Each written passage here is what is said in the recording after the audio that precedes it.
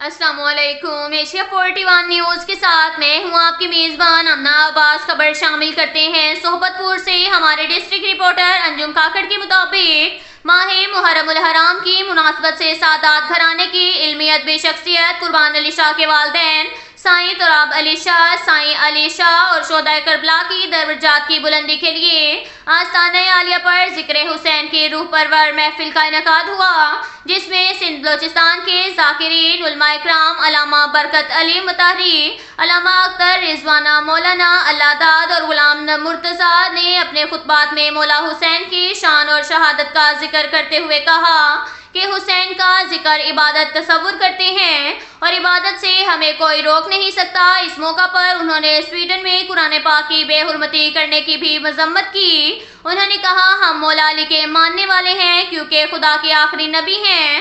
ان کا کہنا تھا کہ میں حسین سے ہوں اور حسین مجھ سے ہیں۔ حسین کا مقصد دین نبی کو بچانا تھا اور کربلا کی زمین کو جس نے اپنے لہو سے آبیاری کی ہے۔ آج اس حسین کی یاد کو تازہ کرنے کی خاطر ذکر حسین کی محفل عزاداری کا انعقاد کیا گیا ہے۔ اس موقع پر رانی پور سندھ کے ذاکرین، ذاکر اہل بیت، حبدار علی، عابد حسین اور ان کے ساتھیوں نے قصیدے پڑھے۔ محفل میں سینکڑوں حسینوں نے شرکت کی۔ اس موقع پر علامہ مطہری نے شرکاء سے التماس کی کہ پنجگانہ نماز کی پابندی کریں، نماز دین کا ستون ہے۔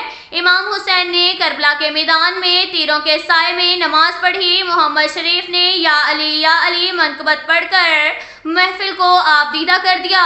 محفل کے آخر میں وطن عزیز، افواج پاکستان کی سلامتی اور عالم اسلام کی بھلائی اور حسینیت کے فروغ کی خاطر دعائیں کی گئیں۔ اب تک کے لیے اتنا ہی کافی ہے۔ ملتے ہیں اگلے بلیٹن میں، ہمارے ساتھ رہیے گا۔ اللہ حافظ۔